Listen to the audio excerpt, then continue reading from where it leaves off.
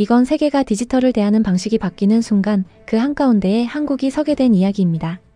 며칠 전 한 줄짜리 외신 보도가 나왔습니다. 한미 자유무역협정 공동위원회 회의가 연기됐다. 표면적으로는 일정 조정 시간이 더 필요해서 별일 아닌 것처럼 보입니다. 그런데 미국 정치 전문 매체는 이 연기의 이유를 이렇게 적었습니다. 한국이 추진 중인 디지털 규제에 대한 미국의 불만 때문이다. 여기서부터 이 뉴스는 달라집니다. 잠깐만요. FTA 공동위원회는 관세 이야기하는 자리입니다. 철강, 자동차, 반도체, 농산물 이런 걸 논의하는 곳입니다. 그런데 왜 갑자기 디지털 규제가 FTA 회의를 멈춰 세웠을까요? 이건 한미 갈등 뉴스가 아닙니다. 이건 디지털 규제가 이제 국내 정책이 아니라 무역 장벽으로 분류되기 시작했다는 신호입니다. 그리고 그 첫 충돌 지점이 한국이 된 겁니다. 미국이 문제 삼는 건 한국의 온라인 플랫폼법입니다. 겉으로 보면 이 법은 아주 익숙합니다. 플랫폼의 독점, 자사 우대, 알고리즘 남용, 입점 업체 갑질. 한국 사회에서는 당연히 막아야 할 것들입니다. 그런데 미국의 시선은 다릅니다. 미국은 이렇게 봅니다.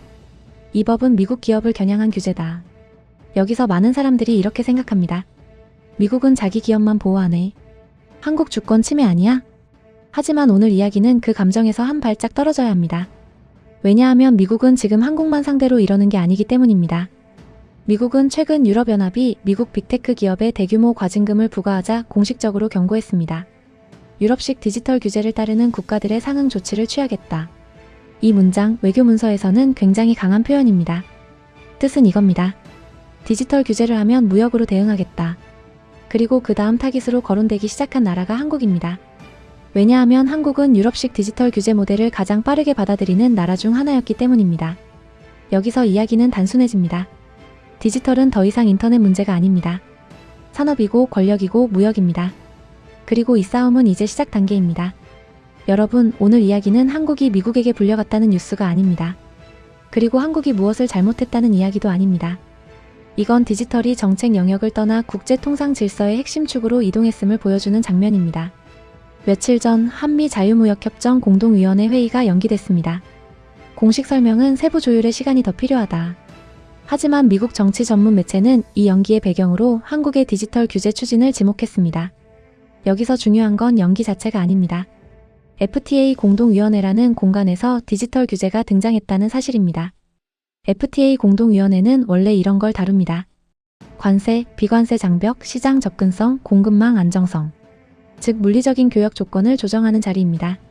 그런데 여기에 알고리즘, 플랫폼, 데이터, 시장, 지배력 같은 비물질적 요소가 들어왔다는 건 의미가 완전히 다릅니다.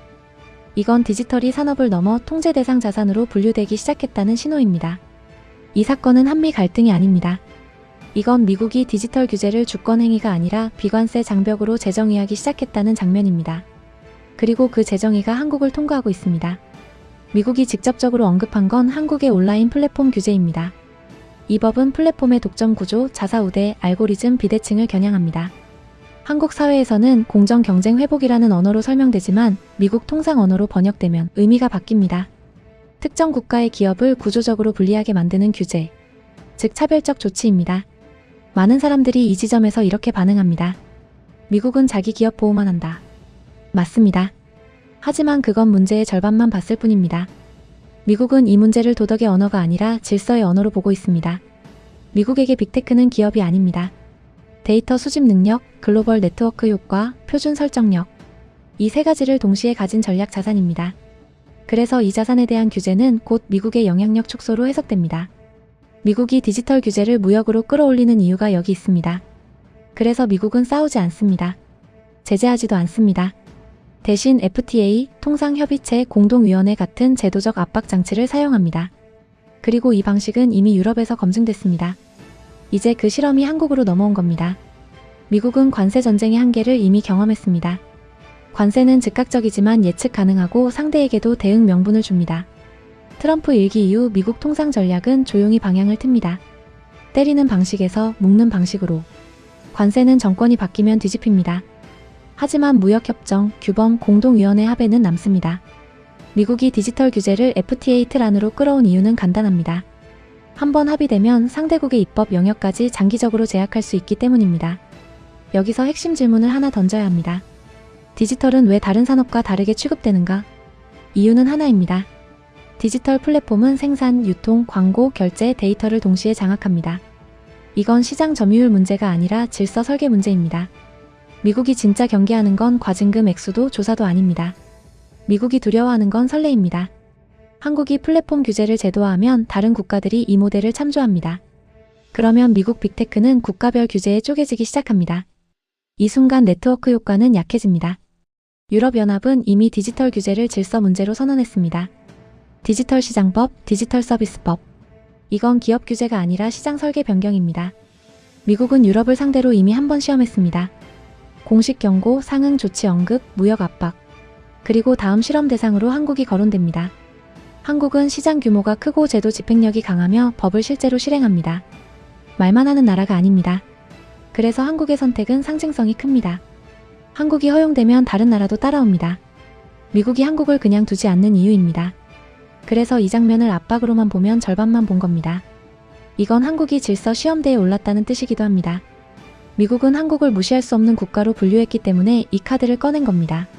한국 정부는 이렇게 말했습니다. 양측이 세부 조율에 시간이 더 필요하다고 판단해 내년 초로 연기했다. 외교적으로는 아주 정제된 문장입니다. 하지만 통상 문맥에서 이 표현은 그대로 받아들이면 안 됩니다. 통상 협상에서 회의 연기는 두 가지 중 하나입니다. 첫째, 합의가 거의 끝났고 정리 시간이 필요한 경우. 둘째, 의제 자체가 너무 민감해서 정면 충돌을 피하려는 경우. 이번 사안은 명백히 두 번째입니다. 왜냐하면 디지털 규제는 타협 가능한 기술 문제가 아니라 주권 영역과 연결된 문제이기 때문입니다. 여기서 많은 사람들이 오해를 합니다. 미국은 한국의 플랫폼법을 완전히 막고 싶어 한다. 그렇지 않습니다. 미국의 목표는 폐기가 아니라 프레임 변경입니다. 차별성 제거, 적용 범위 축소, 집행 재량 확대. 즉 규제는 하대 통상 분쟁이 되지 않게 하라는 요구입니다. 한국이 추진하는 온라인 플랫폼 규제는 선언적 가이드라인이 아닙니다. 지정 요건, 의무조항 위반 시 제재. 모두 포함된 집행형 법률입니다. 이게 왜 중요하냐면 집행형 규제는 항상 무역 분쟁의 대상이 되기 때문입니다. 이 지점에서 미국 의회가 등장합니다. 미국 하원과 정책권에서는 이미 이런 논리를 펴니다.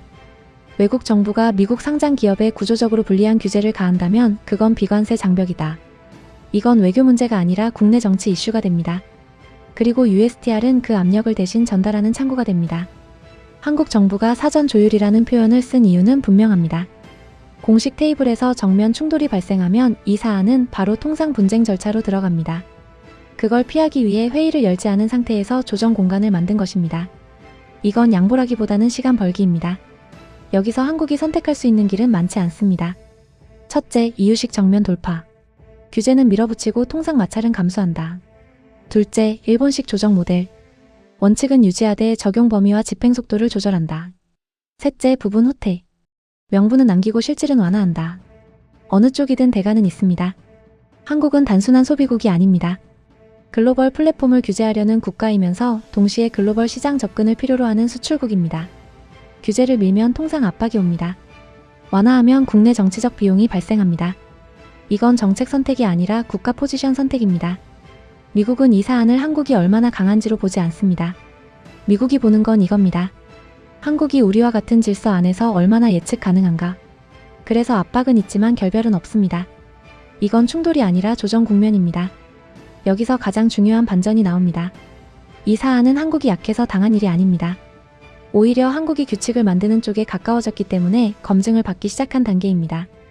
이건 주변국에게는 일어나지 않는 종류의 충돌입니다. 이 이슈가 보도된 직후 국내에서는 이런 해석이 나왔습니다. 쿠팡 때문 아니냐? 미국 상장사라서 민감해진 거 아니냐? 이 해석은 직관적으로는 그럴듯해 보입니다. 하지만 통상 구조로 보면 이 해석은 틀렸습니다. 기업 사건은 개별성, 시점성, 조사 종류와 함께 사라집니다. 반면 통상 이슈는 제도, 법률, 구조를 다룹니다. 미국이 FTA 공동위원회를 연기하면서 문제 삼은 건 어느 기업의 위법 여부가 아닙니다. 앞으로 한국이 어떤 규칙을 만들 것인가입니다. 이건 미국 통상 시스템의 특징입니다. USTR은 개별 기업 사건에 개입하지 않습니다.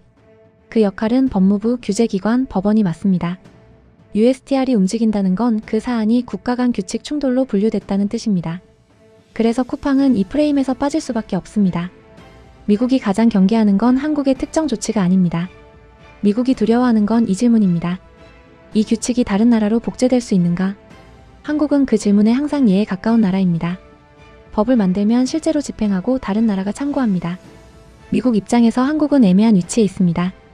동맹이고 시장 규모도 크고 규제 집행력도 강합니다. 이런 국가는 규제를 만들 때 그 자체로 국제 기준이 될 가능성이 있습니다. 그래서 미국은 한국의 제도 변화를 초기에 관리하려 합니다. 여기서 중요한 포인트가 있습니다. 미국은 한국에게 제재를 가하지 않았습니다. 관세를 올리지도 않았고 보복 조치를 취하지도 않았습니다.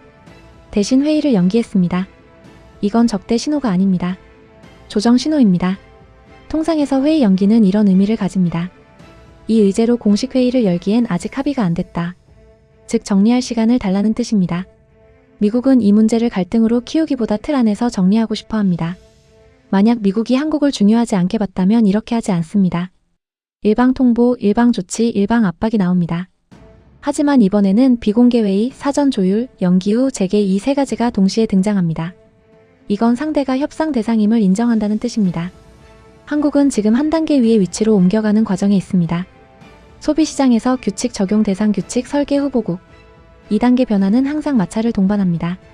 이건 피할 수 없는 구간입니다. 이건 한번 일어나고 끝나는 사건이 아니라 앞으로 반복될 패턴의 첫 장면입니다. 왜냐하면 디지털 규제는 앞으로 줄어들지 않기 때문입니다. 과거에는 플랫폼이 민간 서비스였습니다. 지금은 다릅니다. 여론 형성, 정보 유통, 상거래 인프라, 결제와 금융, 데이터 축적. 이 모든 걸 플랫폼이 담당합니다. 이 상태에서 국가가 손을 떼는 건 통치 포기와 같습니다. 그래서 규제는 필연입니다. 앞으로의 충돌은 규제를 할 것이냐 말 것이냐가 아닙니다.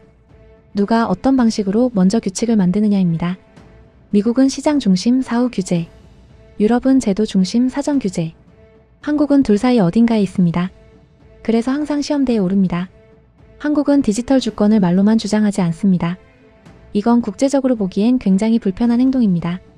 하지만 동시에 신뢰 가능한 행동이기도 합니다.